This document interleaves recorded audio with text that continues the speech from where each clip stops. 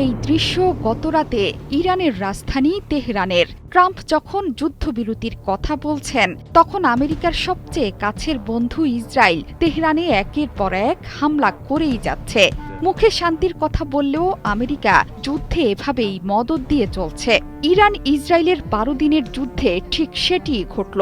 ইরানের পরমাণু স্থাপনা ধ্বংসে ইসরায়েলের ফাঁদে পা দিয়েছিল যুক্তরাষ্ট্র। আঘাত হেনেছিল ৩ পরমাণু স্থাপনাতে। ইরানও দমে যাওয়ার পাত্র নয়। ইসরায়েলে আঘাত চলমান তো ছিলই, তার পাশাপাশি মধ্যপ্রাচ্যের মার্কিন সামরিক ঘাঁটি লক্ষ্য করে রাতভর হামলা চালিয়েছে তেহরান। এরপরই নড়ে চড়ে বসেছে মার্কিন যুক্তরাষ্ট্র। নিজেদের গায়ে যখনই আঘাত আসলো, তখনই যুদ্ধবিরতির ঘোষণা দিয়ে দিয়েছেন ট্রাম্প। অথচ পশ্চিমারা ইসরায়েলের কথায় নাচলেও তেল আবিব ভিন্ন ধাতুতে গড়া। নিজেদের সুবিধা লুফে নিলেও ইরানের ক্ষতির ব্যাপারে কখনো কখনো যুক্তরাষ্ট্রের কথাও কানে তোলেনি ইসরায়েল।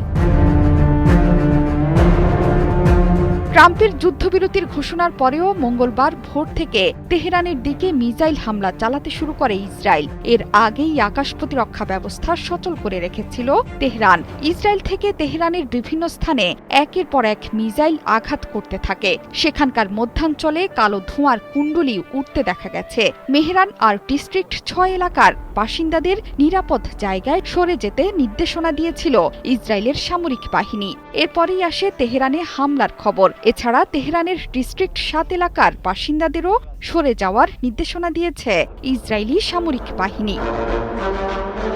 ইরানি গণমাধ্যম কর্মীরা জানিয়েছে, যুদ্ধবিরতি ঘোষণা সত্ত্বেও দেশজুড়ে বিমান বাহিনীর তুমুল তৎপরতা। চারদিক থেকে ভেসে আসছে তুমুল বিস্ফোরণের শব্দ।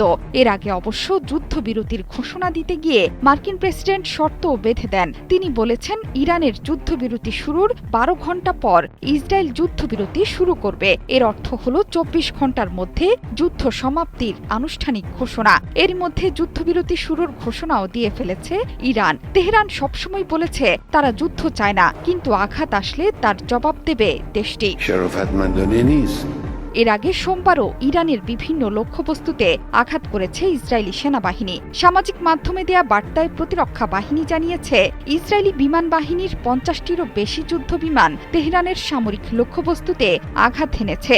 এগুলো দিয়ে সামরিক কমান্ড সেন্টারগুলোতে আঘাত করেছে ইসরায়েল। আঘাত করা স্থানগুলোর মধ্যে আছে ক্ষেপণাস্ত্র ও রাডার উৎপাদন কেন্দ্র এবং ক্ষেপণাস্ত্র সংরক্ষণের অবকাঠামো। গেল ১৩ জুন ভোররাতে ইরানে হামলা চালিয়ে দেশটির সেনাপ্রধান সহ ২০ জনের বেশি ঊর্ধ্বতন সামরিক কর্মকর্তা এবং বেশ কয়েকজন পরমাণু বিজ্ঞানীকে হত্যা করে ইসরায়েল।